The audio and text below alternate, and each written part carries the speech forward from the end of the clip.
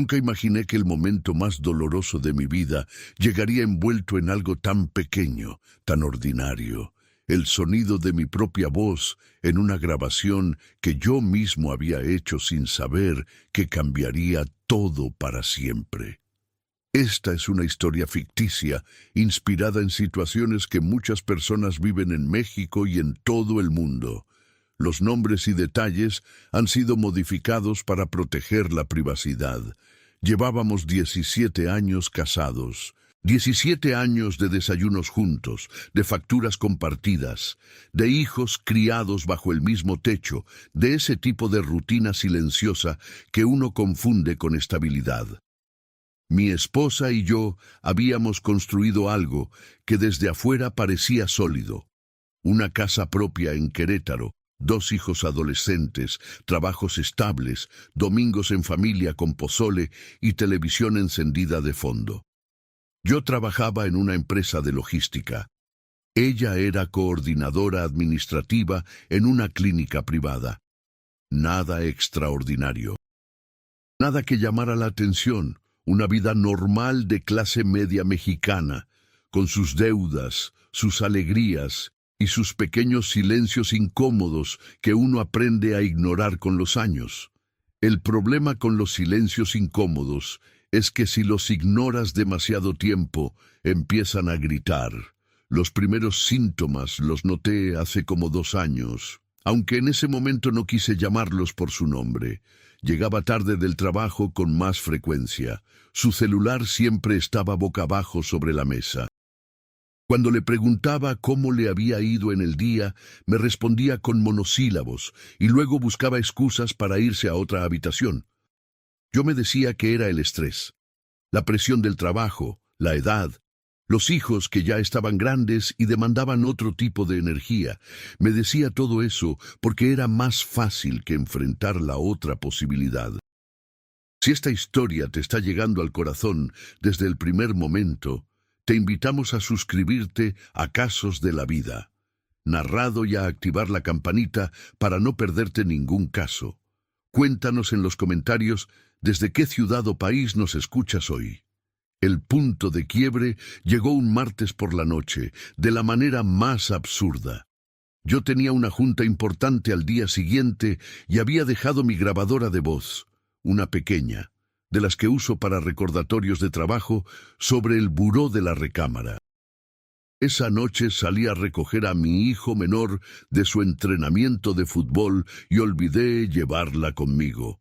No le di importancia. Era una grabadora vieja, de esas que uno carga por costumbre más que por necesidad. Lo que no supe hasta días después era que mi esposa había entrado a la recámara mientras yo estaba fuera, y que ese pequeño aparato había estado grabando. No lo hice con intención. No tendí una trampa. No fui astuto ni calculador. Simplemente me olvidé de un objeto sobre una mesita de noche, y ese olvido se convirtió en el espejo más brutal que jamás alguien me pudo poner frente al rostro. Cuando regresé con mi hijo esa noche, todo parecía normal. Mi esposa estaba viendo televisión. Me preguntó si ya habíamos cenado. Le dije que sí, que habíamos parado en una taquería cerca del campo. Ella asintió, apagó la televisión y dijo que estaba cansada. Otro martes normal. Tomé la grabadora al día siguiente sin revisarla. La metí en mi mochila y me fui al trabajo. No la usé en la junta porque al final no la necesité. Esa noche, ya en casa, la saqué de la mochila y noté que el indicador de batería parpadeaba. Había grabado algo. Le di play sin pensarlo, esperando escuchar algún recordatorio que yo mismo me había dejado. Lo que escuché, en cambio, me heló la sangre.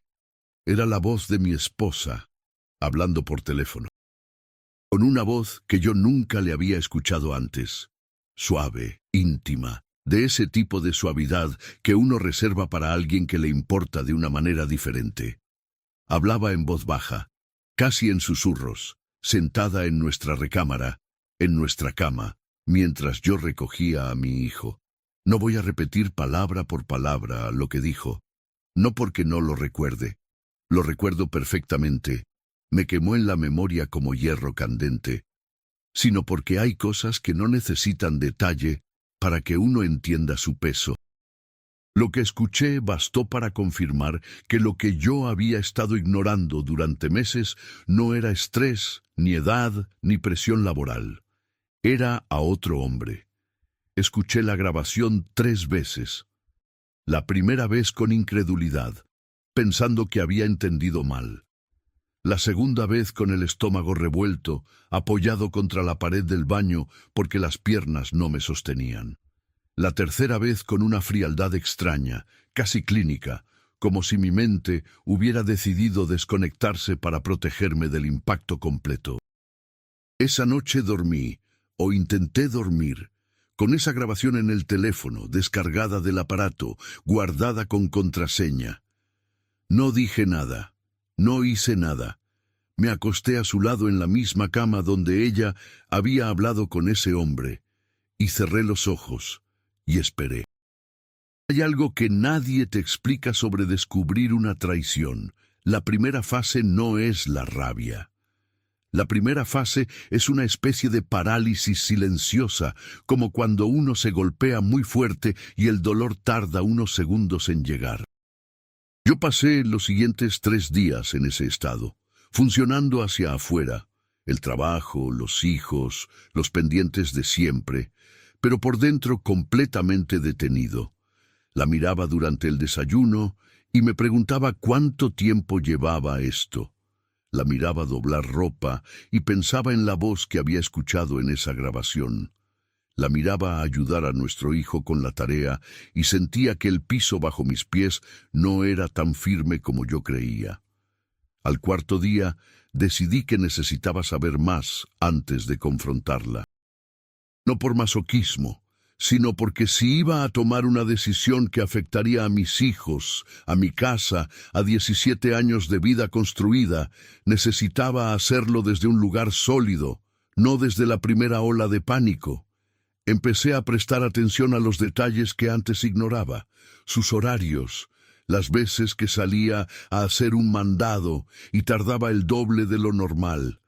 Las noches en que decía que tenía guardia en la clínica y llegaba oliendo a un perfume diferente al que yo conocía. Las excusas pequeñas, cotidianas, que en su momento me parecían razonables y que ahora, vistas juntas, formaban un mapa muy claro. Un sábado por la mañana, mientras ella estaba en el súper con los niños, revisé el historial de llamadas de la línea fija de la casa. Sé que suena anticuado, pero a veces lo más antiguo es lo más efectivo. Encontré un número que se repetía en horarios específicos, siempre entre las 2 y las 4 de la tarde, los días que yo estaba en el trabajo y los niños en la escuela. No marqué ese número. No era el momento. Lo que hice fue hablar con un amigo mío, Adrián, que es abogado y que conoce el proceso de divorcio en Querétaro mejor que nadie. No le conté todo de inmediato. Solo le pregunté en términos generales qué se necesitaba para un divorcio por causas específicas en México, qué protegía a los hijos, qué pasaba con los bienes comunes. Adrián me miró con esa expresión que tienen los abogados cuando saben que la pregunta no es hipotética, y me dijo: «Cuando quieras hablar de verdad, aquí estoy». Le dije que pronto. La confrontación llegó un domingo por la noche, 2 semanas después de que encontré la grabación. Los niños habían salido a casa de unos amigos. Éramos solo nosotros 2. Ella estaba en la cocina terminando de lavar los trastes del almuerzo. Yo me senté en la mesa del comedor, saqué el teléfono, abrí el archivo de audio y lo puse sobre la mesa, frente a mí. Le dije su nombre. Ella volteó desde la cocina con esa expresión de «¿Qué quieres?», que se vuelve el tono default de los matrimonios desgastados. Y entonces le dije, con una calma que hasta hoy no sé de dónde saqué: «Necesito que vengas a sentarte conmigo un momento». Algo en mi voz debió haberla alertado, porque tardó más de lo normal en secar sus manos con el trapo de cocina, en caminar hacia la mesa, en jalar la silla. Se sentó frente a mí con esa expresión que uno pone cuando no sabe qué viene, pero intuye que no es nada bueno. «¿Qué pasó?», preguntó. «Quiero preguntarte algo», le dije, «y necesito que me respondas con la verdad». Hubo una pausa. Ella cruzó los brazos sobre el pecho, un gesto defensivo que noté de inmediato. «¿Hay alguien más?», pregunté directamente. La respuesta llegó sin dudar, sin titubear ni un segundo, con esa firmeza que solo tienen las personas que llevan mucho tiempo practicando la mentira. «No. ¿Cómo me puedes preguntar eso? ¿Estás segura?». «Claro que estoy segura. ¿Qué clase de pregunta es esa? ¿De dónde sacas esa idea?». Y ahí empezó lo que yo ya esperaba, las preguntas que devuelven la pregunta, la indignación calculada. El giro inmediato hacia el ataque, que si yo siempre había sido desconfiado, que si llevaba años tratándola como sospechosa, que si nunca la había valorado lo suficiente. Un catálogo completo de reproches que llegaron en cascada, todos perfectamente diseñados para ponerme a mí en el banquillo y a ella como víctima. Yo la dejé hablar. La escuché durante varios minutos sin interrumpirla. Y cuando hizo una pausa para tomar aire, tomé el teléfono que estaba sobre la mesa, le di play a la grabación y la puse frente a ella. El silencio que siguió fue de esos que pesan. Su propia voz llenó el comedor, suave, íntima, inconfundible, hablando con alguien que no era yo, diciendo cosas que no necesito detallar aquí, porque el peso de ese momento no estaba en las palabras, sino en lo que representaban. 17 años, 2 hijos, una casa, una vida, todo desmoronándose en el espacio de una grabación de 4 minutos. Ella se puso pálida. Intentó decir algo. Abrió la boca 1, 2, 3 veces, y no salió nada. Era como ver a alguien que había construido una historia muy elaborada durante mucho tiempo, y de repente la estructura entera cedía bajo su propio peso. «¿Cómo?», logró decir finalmente. «La grabadora», respondí, «la que dejé en el buró el martes que fui por el niño». Otro silencio largo. «No fue lo que pareció», dijo al fin, con una voz que ya no tenía nada de la firmeza de hace unos minutos. «¿Qué fue entonces?». «Es complicado». «Tengo tiempo», dije. «Dejemos en los comentarios qué harían ustedes en este momento. ¿Seguirían escuchando? ¿Se levantarían de la mesa?». Porque yo tomé una decisión que no fue fácil, y sus respuestas me recuerdan que no estamos solos en estas situaciones. Y si conocen a alguien que está viviendo algo parecido, compartan esta historia. A veces saber que otros lo superaron hace toda la diferencia. Lo que siguió fue una noche larga, muy larga. Al principio intentó minimizar, que era solo alguien con quien platicaba, que no había pasado nada físico, que yo estaba exagerando la situación. Yo la escuché sin levantar la voz, porque ya había tomado la decisión de que esta conversación no iba a ser un pleito de pareja, sino algo diferente, un proceso. Luego, cuando vio que yo no reaccionaba con la rabia que probablemente esperaba, la rabia que habría hecho más fácil manipular la situación, empezó a ceder terreno poco a poco, como quien suelta una carga que ha cargado durante demasiado tiempo y ya no puede sostener. Me dijo que llevaban más de un año. Era alguien del trabajo, un médico de la clínica donde ella coordinaba, que había empezado como una amistad, que se había complicado, que ella misma no había sabido cómo parar. No voy a mentir, escuchar eso dolió de una manera que no tengo palabras para describir. Uno puede sospechar, puede saber en algún lugar profundo que algo está pasando, y aún así, el momento en que la persona lo confirma es como un golpe que ninguna preparación amortigua del todo. Pero yo ya me había preparado de otra manera, no emocionalmente. Eso nunca es posible del todo, sino prácticamente. ¿Qué quieres hacer?, me preguntó ella en algún momento de esa madrugada, con los ojos llorosos. Lo que quiero y lo que voy a hacer, le respondí, son dos cosas diferentes. Le expliqué con calma, con esa frialdad que me había instalado en el pecho desde que escuché la grabación por primera vez, lo que había estado pensando estas 2 semanas, que ya había hablado con un abogado, que conocía mis derechos, que teníamos 2 hijos menores de edad, cuya estabilidad era mi prioridad número 1, que no iba a hacer un escándalo, que no iba a destruir nada innecesariamente, pero que tampoco iba a fingir que todo seguía igual. Esto se terminó, le dije, no con violencia, no con odio, pero se terminó. Ella lloró, me pidió que lo pensara, me habló de los años juntos, de los hijos, de lo que significaba deshacer todo eso. Me dijo que podíamos ir a terapia de pareja. Yo la escuché. Y luego le dije algo que había ensayado mentalmente muchas veces en esos días. El problema no es que hayamos tenido dificultades. Los matrimonios tienen dificultades. El problema es que cuando las tuvimos, tú elegiste resolverlas de esa manera. Y yo no puedo construir nada sobre esa base. Los meses que siguieron fueron, sin duda, los más difíciles de mi vida. No lo digo como exageración dramática. Fue una demolición controlada de todo lo que yo había dado por sentado. La casa, los tiempos con los hijos, las finanzas compartidas, las explicaciones a las familias de ambos lados, la mirada de los vecinos, los silencios incómodos en las reuniones.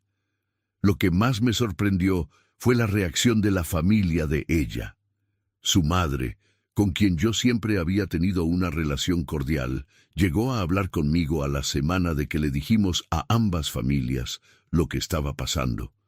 Esperaba defensividad, ataques, reproches. En cambio, la señora llegó con la cabeza baja y me dijo algo que no olvidaré. Tú siempre fuiste buen hombre. Lo que hizo mi hija no tiene justificación. Ese momento pequeño en apariencia me dio algo que no sabía que necesitaba. Validación. La sensación de que no estaba loco, de que lo que yo había percibido durante años como un desequilibrio en la relación era real, y de que otras personas también lo veían. Mi amigo Adrián me llevó de la mano durante todo el proceso legal. En México, el divorcio sin causales específicas, el llamado divorcio incausado, es más limpio en términos de proceso, pero había cuestiones de bienes y custodia que requerían acuerdos muy claros. Lo que más me importaba a mí era asegurar que mis hijos tuvieran estabilidad, tiempo de calidad con ambos padres, acuerdos económicos justos, sin usarlos como arma en ninguna dirección. Eso fue lo más duro de negociar. No porque ella se negara. En ese punto, creo que la culpa la había puesto en una posición donde no estaba en condiciones de pelear, sino porque hablar de los hijos en términos de visitas y pensión y régimen de convivencia lo hace todo brutalmente real. Uno firma papeles y de repente los domingos ya no son domingos. Son horarios, son acuerdos, son días pares y días nones. Mi hijo mayor, que tenía 15 años cuando todo esto pasó, tardó en entender. Los adolescentes procesan las rupturas familiares de maneras complicadas, a veces con rabia, a veces con distancia, a veces con una madurez que parte el corazón porque no les corresponde todavía. Tuve muchas conversaciones difíciles con él. Le dije siempre la verdad, en la medida en que podía entenderla y soportarla, que su mamá y yo habíamos tomado decisiones diferentes y que eso había roto algo que ya no tenía reparación, pero que ninguno de los dos dejaba de quererlo a él. Mi hijo menor, de 12 años, fue más directo. ¿Ya no van a vivir juntos? No, mijo. ¿Y la casa? Nos vamos a quedar tú y yo. Tu mamá va a buscar dónde vivir, pero va a estar cerca y la vas a ver seguido. Ok, dijo, y se fue a su cuarto. Esa respuesta tan corta me dolió más que cualquier llanto, porque significaba que quizás él ya lo había visto venir mucho antes que yo. Ella se fue a un departamento a unos kilómetros de la casa, en una colonia que conocíamos bien. Al principio hubo tensión. Los intercambios de los niños eran incómodos. Los mensajes sobre gastos escolares llevaban siempre algo de carga emocional. Las fechas especiales, cumpleaños, navidades, el Día del Padre, tenían que negociarse con una precisión quirúrgica que agotaba. De él, el médico de la clínica, supe después que la relación no duró mucho más, allá de que todo saliera a la luz. No me sorprendió. Las relaciones construidas en el secreto rara vez sobreviven cuando la luz las toca. Eso no fue un consuelo en ningún sentido, pero tampoco era algo que me ocupara demasiado. Lo que ese hombre hacía o dejaba de hacer ya no era asunto mío. Lo que sí era asunto mío era reconstruir algo, no una relación, eso ya era imposible, sino yo mismo, mi vida cotidiana, mis rutinas, mi identidad fuera de un matrimonio que durante tanto tiempo había sido el eje de todo. Empecé por lo más pequeño, volver a cocinar, que era algo que me gustaba antes de casarme y que había dejado de hacer porque en el reparto silencioso de tareas del hogar, eso había quedado como territorio de ella. Recuperé ese hábito. Los sábados cocinaba con mis hijos, algo diferente cada semana. Mi hijo menor se convirtió en un entusiasta de los tamales oaxaqueños que yo intentaba replicar con resultados cuestionables, pero genuinamente divertidos. Volvía a hacer ejercicio, algo que había abandonado en los últimos años con el pretexto de siempre, el tiempo, el trabajo, el cansancio. Empecé a caminar por las mañanas, luego a trotar, luego a meterme en un gimnasio pequeño cerca de la casa. No para transformarme físicamente, aunque eso llegó como consecuencia, sino porque necesitaba un espacio donde la cabeza pudiera apagarse durante una hora y el cuerpo simplemente existiera. Y hablé. Eso quizás fue lo más importante. Hablé con Adrián, que además de ser abogado, es un hombre que ha visto suficiente vida para escuchar sin juzgar. Hablé con mi hermano mayor, que vive en Guadalajara y que viajó a verme al mes de que todo reventó. Hablé, con el tiempo, con un psicólogo al que llegué con toda la resistencia del hombre que cree que eso no es para mí, y que terminó siendo una de las mejores decisiones que tomé en ese período. El psicólogo me preguntó en una de las primeras sesiones qué era lo que más me costaba soltar. Le dije que no era la traición en sí misma, aunque doliera, era la narrativa. La historia que yo me había contado durante 17 años sobre quién era mi vida, quién era yo en esa vida, qué tipo de persona era ella. Toda esa historia había resultado ser, en parte, una ficción. Y cuando la narrativa que uno ha construido se derrumba, uno no sabe muy bien quién es sin ella. Eso es exactamente el trabajo que hay que hacer, me dijo. Construir una narrativa nueva, una que sea verdadera. Pasó un año, luego pasaron 2. El proceso de divorcio quedó resuelto antes de que terminara el primer año. Todo quedó documentado, con acuerdos claros sobre los hijos y los bienes. No hubo grandes batallas legales. Creo que ella, en algún lugar, sabía que no tenía posición moral desde la cual pelear, y eligió no hacerlo. Mis hijos se adaptaron. No sin dificultades, no sin momentos donde el peso de la situación se notaba en sus caras o en sus silencios, pero se adaptaron. Mi hijo mayor, con el tiempo, fue encontrando su propio lenguaje para procesar lo que había pasado. Un día, ya con 16 años, me dijo algo que me sorprendió. «Papá, creo que eres más tú que antes». Le pregunté qué quería decir. «No sé», dijo encogiéndose de hombros con esa economía de palabras que tienen los adolescentes. Antes te veía como si siempre estuvieras esperando algo que nunca llegaba. Ahora no. No supe qué responder. Le puse la mano en el hombro y le dije que sí, que probablemente tenía razón. Sobre ella, no tengo mucho que decir que no haya dicho ya. La veo en los intercambios de los niños. Hay una cordialidad funcional entre nosotros, el tipo de relación que se construye cuando dos personas deciden que lo mejor para sus hijos es no convertir su dolor en una guerra. No es amistad. No es nada parecido a lo que fuimos, pero es civilizado y por ahora es suficiente. Lo que sí puedo decir es esto: hay una diferencia entre perdonar y reconciliarse. Yo no me reconcilié con ella, ni tenía razón para hacerlo, pero con el tiempo llegué a algo que se parece al perdón, no por su bien, sino por el mío. Cargar el peso de la traición como si fuera mío era un precio demasiado alto para pagar por algo que yo no había causado. La grabación que cambió todo, la borré hace más de un año. Ya no la necesitaba. Ya había hecho todo lo que tenía que hacer con ella. Si alguien me hubiera dicho, aquella noche de martes, cuando salí a recoger a mi hijo con esa grabadora olvidada sobre el buró, que ese olvido era el primer paso hacia una vida diferente, no le habría creído. En ese momento yo solo pensaba en el entrenamiento de fútbol, en si habría tráfico, en qué íbamos a cenar. Pero así funciona la vida, a veces. Los cambios más grandes no llegan con anuncio ni con preparación.